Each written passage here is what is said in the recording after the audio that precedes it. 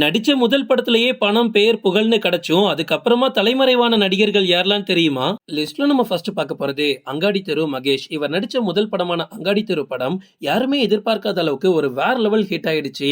இவரோட நடிப்பு, முகபாவனை ஒரு கிராமத்து பையனாவே எல்லாரும் பார்க்கக்கூடிய அளவுக்கு இருந்துச்சு.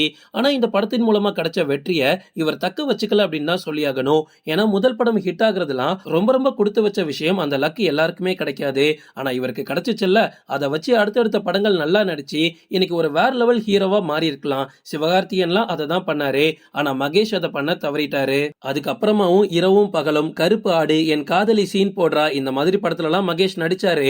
ஆனா இப்படி ஒரு படம் இருக்குன்னே உங்களுக்கு எல்லாம் தெரியாதுல்ல. சோ மகேஷ் அதுக்கப்புறமா ஒரு நல்ல ஸ்கிரிப்ட்ல கூட நடிக்கல. லிஸ்ட்ல நம்ம அடுத்து பார்க்க போறது ஜீவன். இவர் நடிச்ச படங்கள் கொஞ்சமாவே இருந்தாலும் இவருக்கு கிடைச்ச பேரும் புகழும் ரொம்ப அதிகம் அப்படின்னு சொல்லலாம். அந்த அளவுக்கு இவர் நடிச்ச படங்களின் மூலமா ஒட்டுமொத்த மக்களோட கவனத்தையும் அதிகமா ஈர்த்திருந்தாரு. முக்கியமா இவரோட வித்தியாசமான நடிப்பு, தேர்ந்தெடுக்கக்கூடிய கேரக்டர் எல்லாமே எல்லாரையுமே ரொம்ப ரொம்ப ஆச்சரியப்பட வச்சிருக்கு. அப்படிப்பட்டவர் தொடர்ந்து சினிமாவுல தாக்கு பிடிக்க முடியாம போனதுதான் மிகப்பெரிய ஆச்சரியம். ஆக்சுவலா இவரை பத்தி சொல்லணும் அப்படின்னா, நான் அவன் இல்லை படத்துல நடிக்கிறதுக்காகவே பிறந்தவர் இவர் அப்படின்னு சொல்லலாம். அதே மாதிரி அவரோட வேலையை முடிச்சதுக்கு அப்புறமா சினிமா விட்டே காலி ஆயிட்டாரு. லிஸ்ட்ல நம்ம அடுத்து பார்க்க போறது மோகன். 80s காலகட்டத்துல முன்னணி நடிகர்கள்ல ஒருத்தரா இருந்த இவர் சினிமாவுல இவரோட இடத்தை அப்படி நச்சுன்னு தக்க வச்சிருந்தாரு. முக்கியமா இவர் நடிக்கக்கூடிய படங்கள் எல்லாமே சூப்பர் ஹிட் ஆயிருக்கு. இவரோட கால் ஷீட்டுக்காக இயக்குனர் முதல் தயாரிப்பாளர்கள் வரைக்கும் தவமா காத்துட்டு இருந்த காலம் அது. அதுலயும் இவர் மைக்க பிடிச்சி பாட ஆரம்பிச்சார் அப்படின்னா பாடல்கள் எல்லாமே மக்களோட மனசுல இதமான ஒரு ராகத்தை கொடுத்திருக்கு. இப்படி யதார்த்தமான நடிப்பால காதல் படங்களை நடிச்சு மிகப்பெரிய கெட்டிக்காரரா இருந்த இவர் ஒரு காலகட்டத்துல காணாமலே போயிட்டாரு.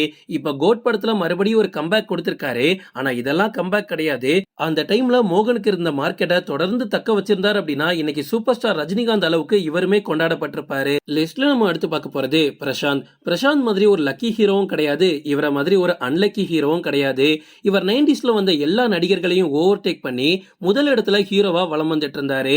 அதுவும் யங்ஸ்டர்ஸோட மனசை அப்படியே கொள்ளையடிச்சிட்டாருன்னு சொல்லலாம். இவரோட சிரிப்பு மற்றும் நடிப்பு எல்லாருமே கவர்ந்திருந்துச்சு.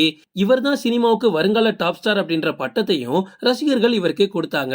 சோ அதை பாதுகாத்து எந்த அளவுக்கு வளர்ந்து வந்திருக்கணும். ஆனா பர்சனல் லைஃப்ல சில தப்புகள் பண்ணாரு.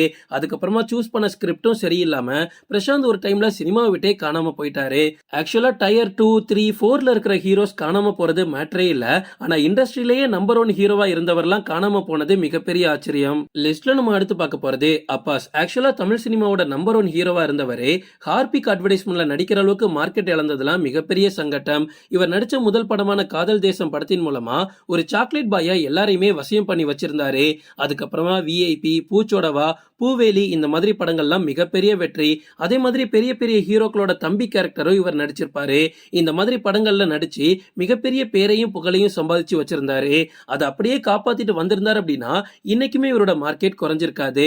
அட்லீஸ்ட் மாதவன் அளவுக்காவது இவருக்கு ஒரு பெயர் இருந்திருக்கும். ஆனா அதுக்கப்புறமா கொஞ்ச காலத்திலேயே சினிமா விட்டு மொத்தமா தலைமறைவாயிட்டாரு. இப்போ அமெரிக்கால இவரோட லைஃப வாழ்ந்துட்டு இருக்காரு. பட் பெருசா எந்த ஒரு பேரும் புகழும் இல்ல. ஓகே ஃப்ரெண்ட்ஸ், இதோட நான் இந்த வீடியோ முடிச்சுக்கிறேன். இன்னொரு இன்ட்ரெஸ்டிங்கான வீடியோல நம்ம சந்திக்கலாம். Stay tuned.